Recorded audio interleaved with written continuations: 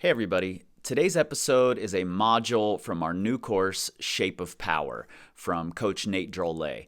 In the course, Nate breaks down the fundamental movements of climbing into two shapes, square and twisting, or square and squiggle as we've been calling it, and then he also breaks it apart into static versus dynamic movement. This course is perfect for the climber who's been climbing 2 or 3 years or so and really wants to dig more into the fundamentals of the movements of climbing. And this module comes near the end of the course when we're talking about putting together everything that you've learned so far. You can go check the course out at the link right there in your show notes. There are several other free modules that you can check out while you're there. All right, let's get into it.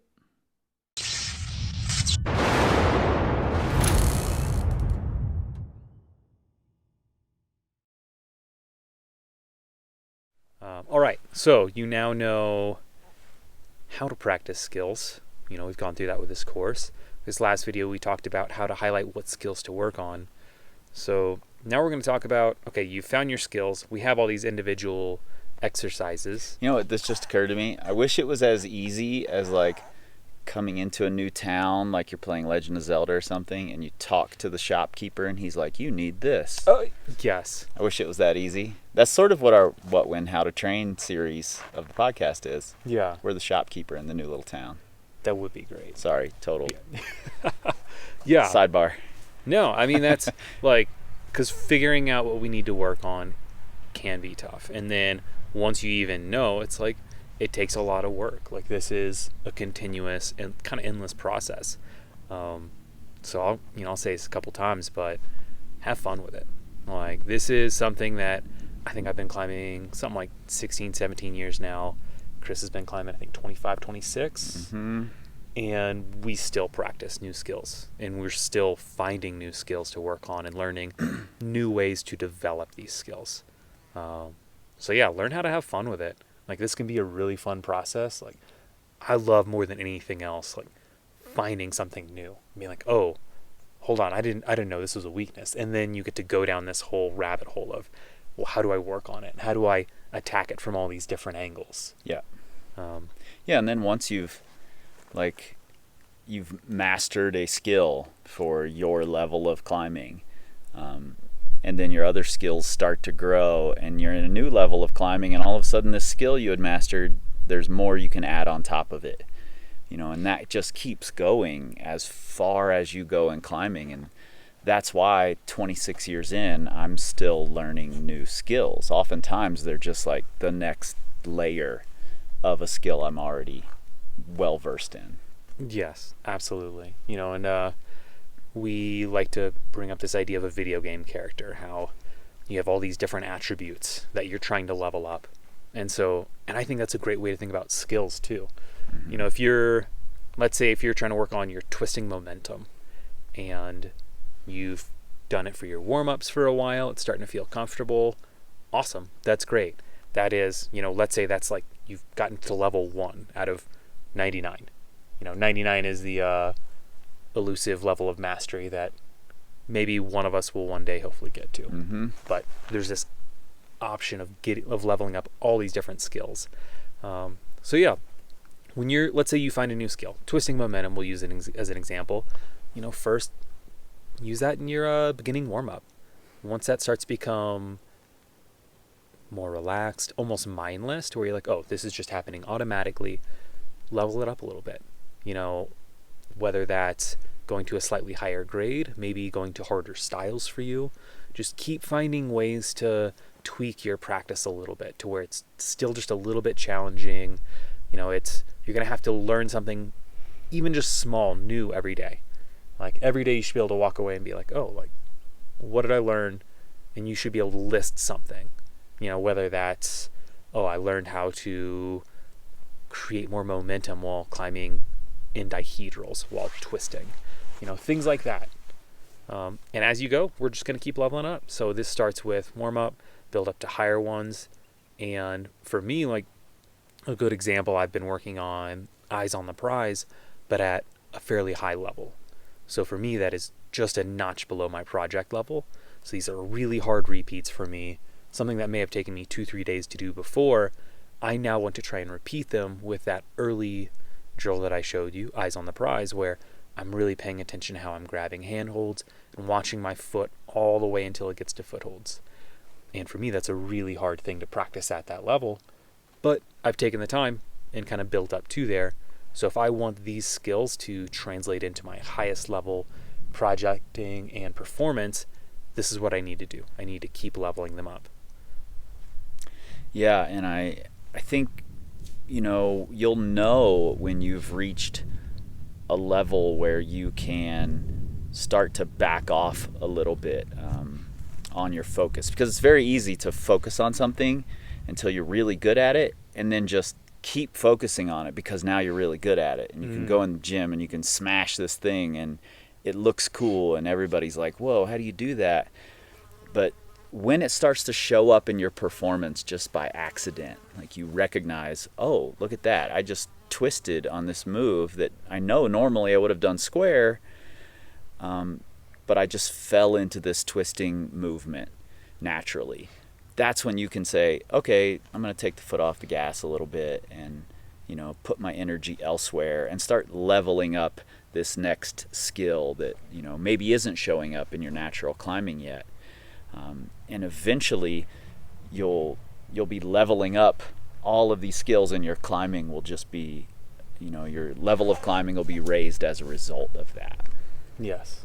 Yeah, I think that's a great point. One of the things that really separates great climbers from good climbers is it's not so much that they know more skills than good climbers, but it's that they can kind of automatically pull on those skills and rely on them. Access them at any moment. Yes. And in the right situations. Exactly. They've developed their skills to this automatic level so that they still do have to make conscious decisions, but so many things are automatic for them. A good climber may know all of these skills, like they have a general idea of them, but they haven't understood them well enough that when they get on something hard, the right skill shows up at the right time. And that's what we're going for. We're trying to make these things automatic, like what Kris was just saying. Just 2 days ago, there was a really cool thing that happened when we were climbing together in the machine shop, Kris's home gym. Kris was doing a circuit, and as he started to get pumped, he relied on close crimping for maybe the first time ever on this boulder. Yeah, definitely. No question. It's a skill I've been working on for over a year now, maybe 18 months at this point, and it's just really starting to show itself in my normal performance. And this was a big one for me because it was on a hold that I've used hundreds of times. I have always half crimped that hold because that's what feels best to me there. Yeah. But I was in a new situation on that hold where I was a little more pumped, a little more powered down. I needed to feel like I had a little more control, and I just naturally went into a full crimp, which has never felt like more control for me until then. And I recognized it. Nate saw it happen. And when I dropped off the boulder, I was like, whoa, what just happened? And that's a big moment in this pursuit of mastery of a skill, is when it pops up in your normal climbing, especially in a situation where you would not have done that prior. Yeah. I mean, that's like best case scenario. And so like Kris said earlier, when you feel that start to happen, when you suddenly start finding yourself using these new skills just automatically, awesome. You can stop prioritizing it quite as much, because once it's automatically happening, that skill is going to maintain itself just so much better than it would if it's not. Like it's just naturally happening, so it's going to kind of take care of itself to some degree. So you can kind of throttle back on that and start prioritizing something else that isn't showing up in your climbing yet. Now, when we talk about leveling up skills, one of the biggest ones for me, and I've talked a little bit throughout this course, how I started climbing as a very square sloth climber. Just everything was pull up, lock off, stay square. I had been told early on that climbing statically was kind of the best style. It was, and that's what it was. It was style. It's like, oh, well, doing something dynamic is more sloppy, and anyone can just be dynamic. But if you can climb statically, you're controlling it. It builds more strength. Same thing with climbing square. And unfortunately, I just fully believed that without putting enough thought behind it. And I didn't develop my momentum skills. So fast forward a couple years, and I hit a really hard plateau. I had hit a hard plateau at around the V6, breaking into V7 range. Like, V7s took me a lot of time. They're always either in my style, or I just broke them down to where I forced them into my style, which made them drastically harder. And I had a semester in college where I didn't think I was going to have a lot of time. I was like, I have other things going on in my life. I don't have as much time to climb as much as I had been before. At that time, I thought you just had to climb outside every day, and it's the only way you got better. Looking back now, it's like, I had lots of time. But at the time, I was like, oh, what do I do? I had just read Dave McLeod's 9 out of 10 Climbers, and he was like, hey, you should be able to use momentum well. So I decided, okay, I'm going to pretty much make this my main focus.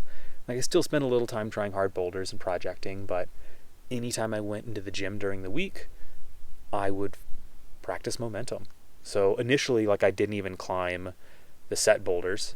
I would just make up moves, and I would say, okay, like, I can lock off this far. Anything further, and I feel like I have to jump, like feet off. I didn't have that control where I could create speed, keep my feet on, and kind of guide myself up the wall.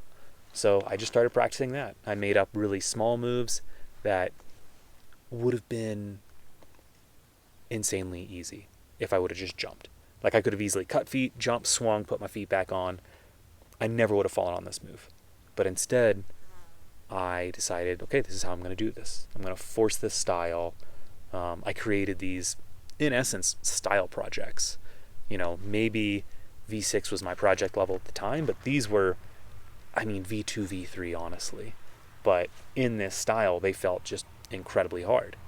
And so I started doing that with these little makeup boulders, and then I started trying to apply this to more set problems. And so I would try and climb the set problems with the same style. And over the course of this full semester, so let's say about 4 months, I got to the point to where it started feeling a little bit more natural. And over the next year and a half, I ended up jumping up about 3 grades. Like, I went from V7 being a really hard project level that I could only do a few in a couple of styles to, I think I ended up in a year and a half climbing about 8 V10s. And it's something that never would have happened had I not really taken the time and said, this is my weakness. I'm going to focus on it. And I was falling on easy boulders, like warm-up level boulders for months. But I took the time and I kept leveling it up until it was no longer such a big weakness that it held back all of my climbing.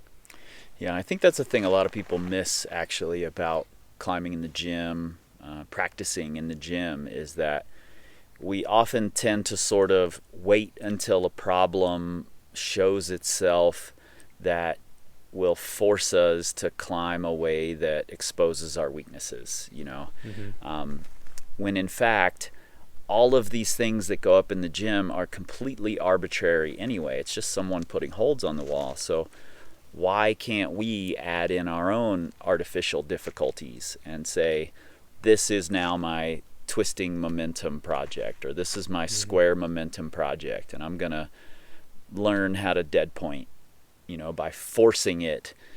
Whether I have to do a dead point or not, I'm going to force myself to do a dead point. And I think it's really a really valuable way to practice that a lot of people totally skip over. Yeah. And as cool as it was in hindsight, I can look back and be like, oh, I jumped a bunch of grades in a short period of time with some dedicated practice, and that's cool. But man, I also plateaued for like a solid year very early in my climbing, like at a stage where ideally you shouldn't be plateauing within your first couple of years. Like, it would have been so much better. And honestly, like, I probably would have made it to that grade like faster, possibly. Like, had I just really paid attention to all styles. I wouldn't have had this whole year of being like, man, I don't understand why I can't climb harder than V5, V6. And honestly, even like there were times V4s I just couldn't do, even though I had climbed V7. And it's because I had left just a massive gap in my skill set. Yeah. So yeah, really work broadly. Like, try and level up everything. You know, we've talked about this. Like, it's important to have strengths, but the less we can have weaknesses, the harder you're going to be able to climb, and the more your strengths will really shine through. Yeah, you know, already said this, but have fun with it. Like, this is, I mean, I think we've been smiling. I've been smiling. Kris, I don't think smiles. I don't smile. I've been smiling through all of this talking about practice because I love it. Like, it's such a joy to find something and realize, like, oh, this is this new thing I can work on. Like, for me right now, I'm, you know, working on eyes on the prize and maybe some specific types of shoulder engagement. And to find these things and then say, oh, this is going to apply to so much of my climbing. It's going to let me do all of these other things I already like, but better. And then just like really pick it apart. It's great. Yeah, so do it, have fun with it. One last note, Kris had mentioned in the last video that a good way to find skills is if you don't feel comfortable doing it in front of other people. And I will go on and say, if you want to practice new skills, a great way to do it is find an empty part of the gym.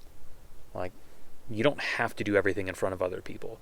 And especially with learning a new skill, it's been shown in research that for most people, it's actually helpful to learn new skills alone and then perform typically in a group. You know, a lot of us who climb, we recognize that. Like, I love going out with my friends to go try hard and just give a top end effort. That's my favorite thing. But if I'm trying to practice something new, being able to do it alone is great. Being able to kind of spend time with yourself, like backflop off of things and not have to worry about how you look. It's good. That's a good way to do it. So that's just the last thing I want to add about this. And yeah, have fun. It's a long journey and make the best of it.